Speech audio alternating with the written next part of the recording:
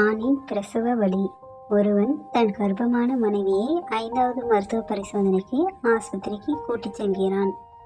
நேரம் நெருங்கிவிட்டது. பிரசவ வலி நாளை அல்லது நாளை மறுநாள் கூட வரலாம், ஜாக்கிரதை என்கிறார் மருத்துவர். இதை கேட்ட அவள் கணவனுக்கு நெஞ்சில் ஆனந்தம் பொங்கி இரு கண்களை மறைக்கிறது. அன்று இரவே கணவன் தன் மனைவியின் வயிற்றில் காதை வைத்து பார்க்கிறான். என்ன செய்கிறீர்கள் என்று மனைவி கேட்க, நாளை இந்நேரம் என் மகனோ மகளோ என் கையில் என்கிறான். அதை கேட்ட மனைவி, எனக்கு ஆண் பிள்ளைதான் வேண்டும் என்று சொல்ல, இல்லை இல்லை எனக்கு பெண் பிள்ளைதான் வேண்டும் என்று கணவன் சொல்ல, ஒரு வழியாக இருவரும் உறங்கச் சென்றனர். படுக்கையில் தன் கணவன் அருகில் நெருங்கி வந்து அவன் கைவிரலை இறுக்கமாக பிடித்து கொள்கிறாள். தூக்கத்தில் இருந்த கணவன் விழித்து தன் மனைவியை பார்க்கிறான். என்னவென்று தெரியவில்லை, இதயம் படபடவென துடிக்கிறது, எனக்கு தூக்கமே வரவில்லை, பயமாக இருக்கிறது என்று சொல்லி கண் கசிகிறாள் அவன் மனைவி. உடனே இழுத்து தன் மார்போடு மனைவியை அணைத்தவன் அவள் கண்ணீரை துடைத்து அவளுக்கு ஆறுதல் கூறினான். அவள் நினைத்தால் போல் திடீரென பிரசவ வலி வந்தது. பயத்திலும் கடுமையான இடுப்பு வலியிலும் கட்டிலேயே துடித்து அழ ஆரம்பித்தாள். என்ன செய்வது என தெரியாது முழித்த கணவன் அவள் துடிப்பதை காண இயலாமல் அப்படியே அவளை தூக்கி கொண்டு காரில் சிட்டுக்குருவியை போல் பறந்து ஆஸ்பத்திரியில் சேர்த்தான். இரவு நேரம் என்பதால் உடனே தன் மனைவியின் பெற்றோர்களுக்கு தகவல் தெரிவித்தான்.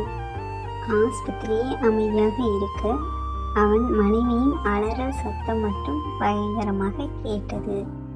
இரு கைகளையும் பிசைந்து கொண்டு பிரசவ வார்டின் வெளியில் இங்கே அங்கே என சுற்றுகிறான். அம்மா அம்மா என்று மனைவி வலியில் துடிக்க அழத் தெரியாத அவள் கணவனுக்கும் அழுகை வந்தது.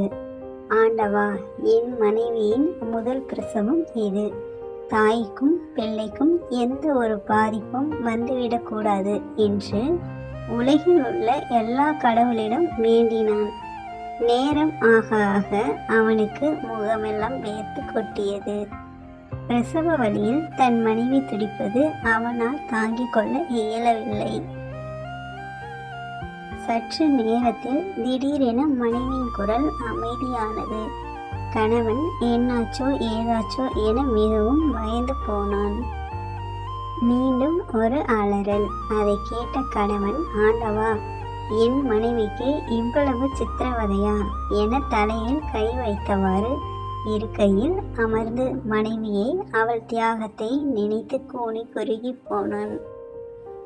அப்பொழுது ஒரு நர்ஸ் மட்டும் வெளியே வந்து, உங்கள் மனைவிக்கு சுகப்பிரசவம், பயப்படும்படி ஒன்றுமில்லை, தாராளமாக உள்ளே சென்று பாருங்கள் என்றார். காற்றை விட வேகமாக உள்ளே சென்றவன் முதலில் தன் மனைவியை பார்க்கிறான். அவள் இன்னும் கண் திறக்காமல் மயக்கத்தில் சோர்ந்து படுத்திருக்க மெதுவாக குனிந்து அவள் நெற்றியில் முத்தமிடுகிறான்.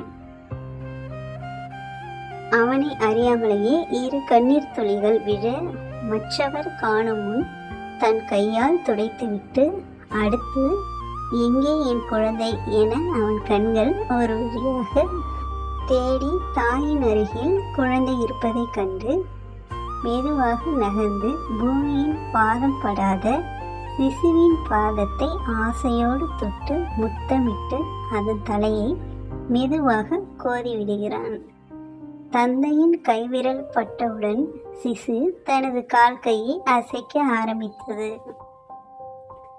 யார் சொன்னது பெண்கள் மட்டும்தான் உயிரை சுமக்கின்றனர் என்று?